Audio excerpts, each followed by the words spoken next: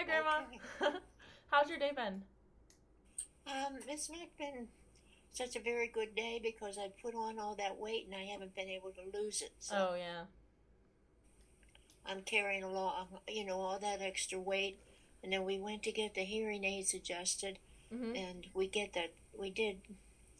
but I think it's up too high, but I can hear you fine. Okay.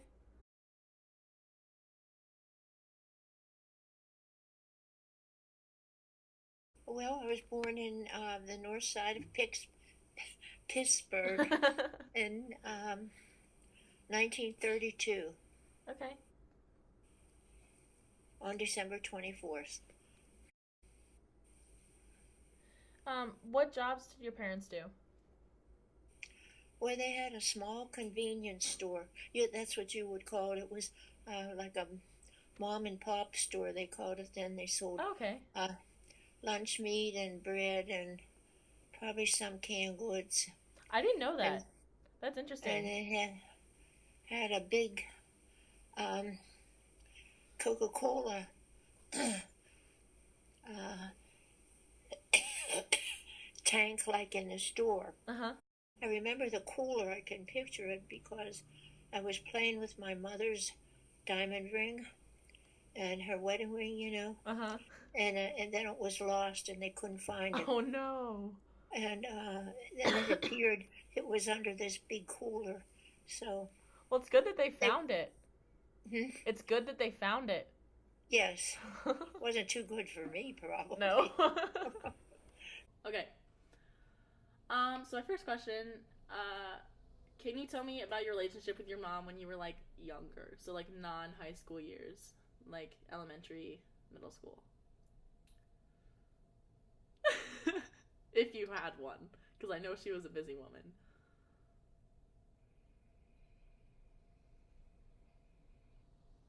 Hmm. Uh,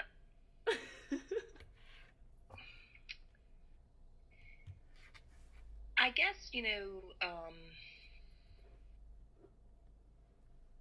we were on our own a lot, Mhm.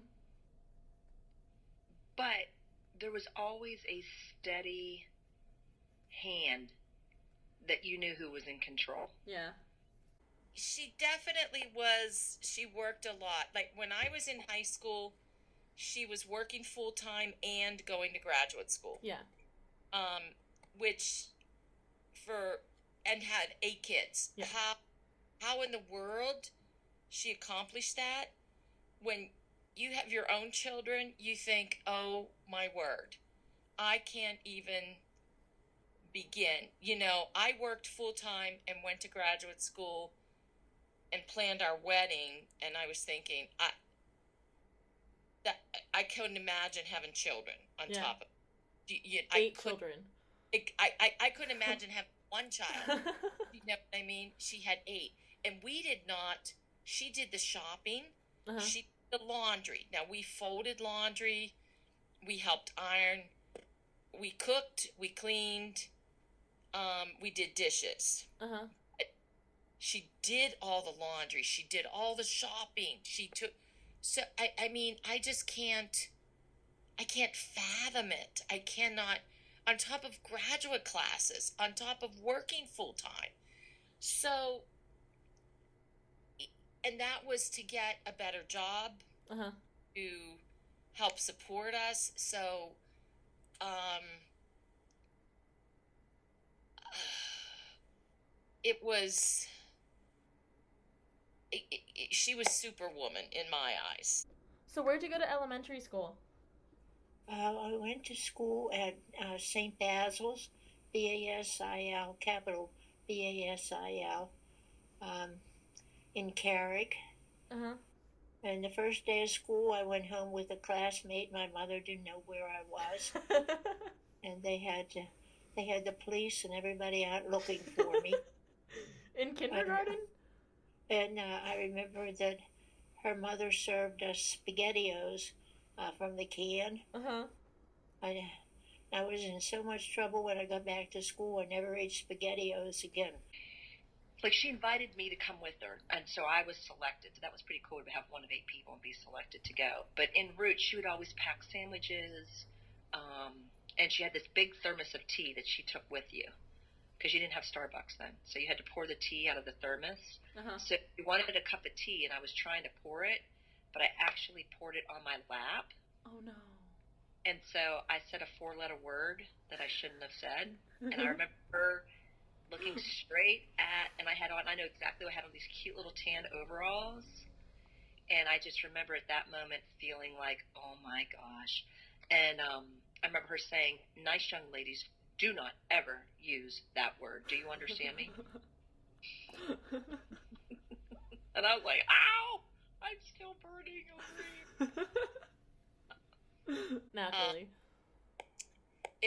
Everything was very practical and partitioned out. You got 3 ice cubes, you got 3 meatballs, you had 1 glass that you used all day. You couldn't dirty 87 glasses. So she was very efficient. You couldn't,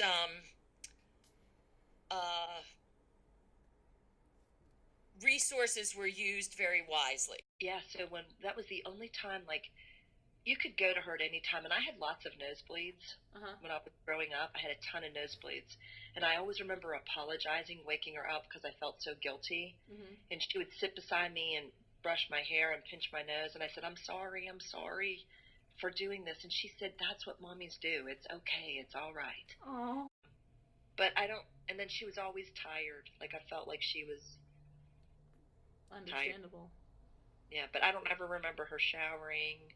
You know what I mean? Like she used to wear hose over and over and over again, pantyhose with holes in them because we didn't have money. And so her pantyhose would have holes in it. I remember that a lot. Or she would try to hide it, like with nail polish. She'd try to stop it. Yeah. With their nail polish because she couldn't afford to buy another pair of. So do you ever even really remember her taking care of herself? Like, never. Yeah.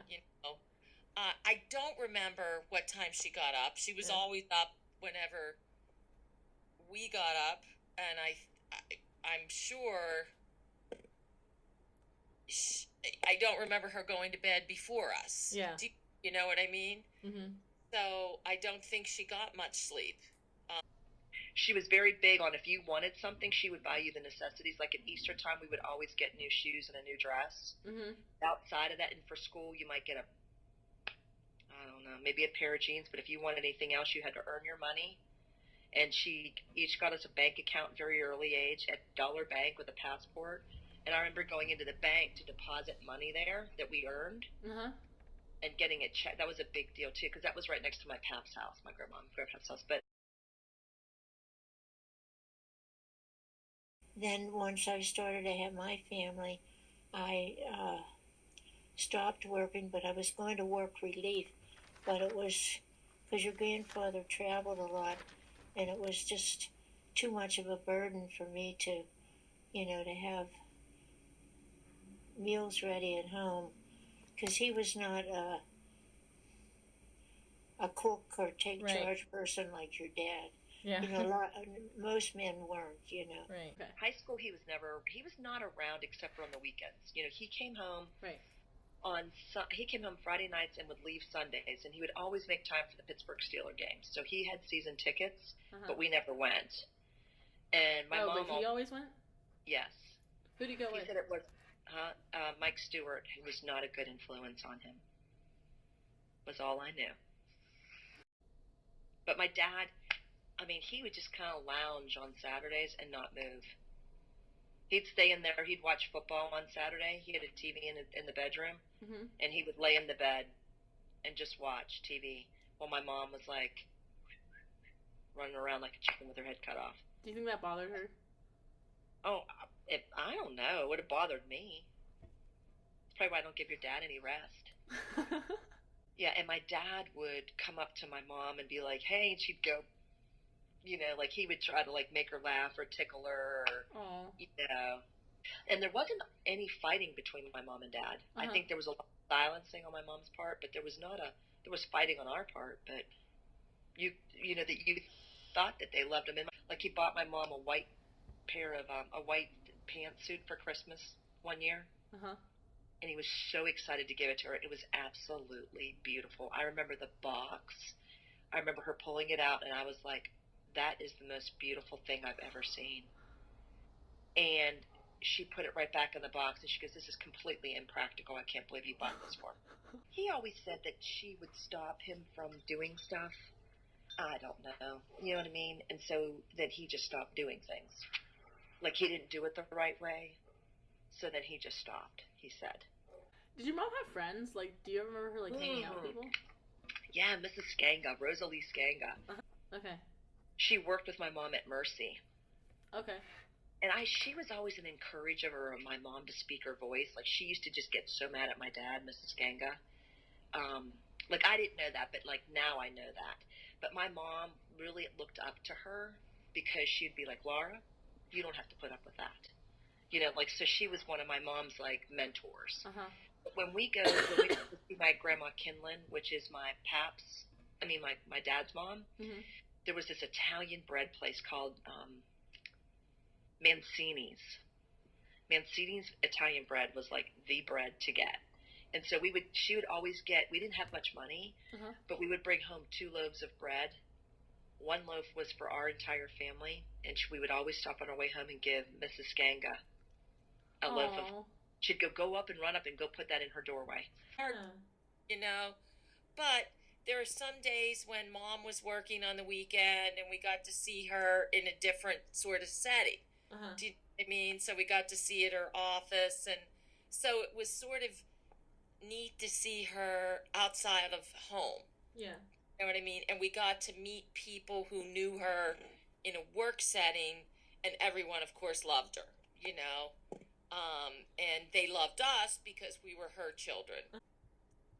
One of the best things ever, best stories ever, was, and you'll have to experience this, Valentine's Day at a girls' college, in an all-girls college, all-girls dorm.